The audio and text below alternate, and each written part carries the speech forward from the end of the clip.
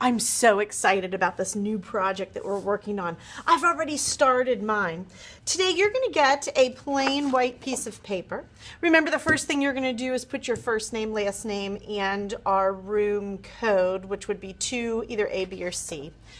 Then you're going to turn your paper over and you're going to use crayons today. You must use crayons to color in your paper. Now, it's the fall season. I love fall with all the fall leaves and all the colors that are in the fall season.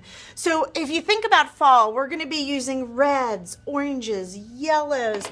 I even started adding a little bit of purple in just for some neat color. And there's no right way or wrong way to color your paper.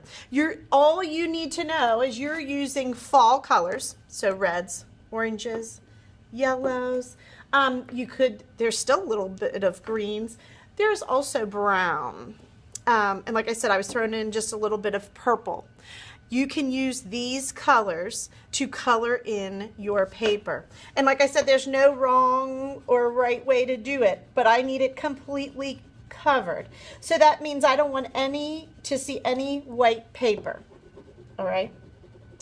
So I've been coloring and coloring, and I actually use these big thick crayons. I felt like the thick crayons just covered a little bit easier, but it's up to you. You may use any kind of crayons that you would like. Once you have your paper totally covered in crayon, the next step is a fun step. You are actually going to take your paper and crumple it up. And I know you're thinking, Mrs. Kearns, are you kidding me? I just colored that whole paper and now you're telling me to crumple it up? I am. You are going to crinkle this paper up because we're learning a new technique, and I love this technique. It's based off of something called batik. Batik is actually done on fabric, but we can create the same effect on paper using crayon, wrinkles, which I've just created, and some black paint. So you're going to open your paper back up. Then I'm going to have you go to the painting station. The painting station is located over on the black shelves. And in the painting station is paint. It's actually black paint that has been watered down. All right. So if you need to mix it up a little bit, you can. And then what you're going to do is you're going to take your paintbrush and you are going to paint the whole paper black. Alrighty. Make sure you're painting that whole paper, and you're going to see that black paint is going to kind of attach to those wrinkles, and that's going to create our batik look. And this is going to make a great background to our fall still lives. We're going to talk about a still life a little bit more the next time. Today we're just creating the background for our still life. Notice how I'm painting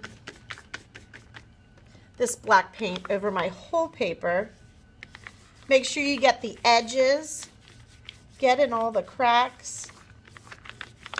Also, you might notice I am wanting all those paint strokes to go in the same direction. Now, sometimes at the edges I might go in a different direction, but then I come back over it and I take it all in the same direction, and I'm going from left to right, just like this. It just creates kind of more of a uniformed look.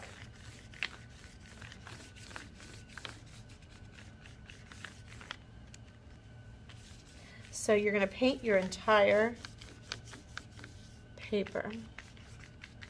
Once that whole paper is painted, I'm going to go one step further.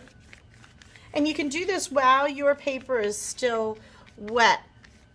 So I've painted the black all over the whole thing. Then I'm actually going to grab a wipey. The wipies will be set out on the tables.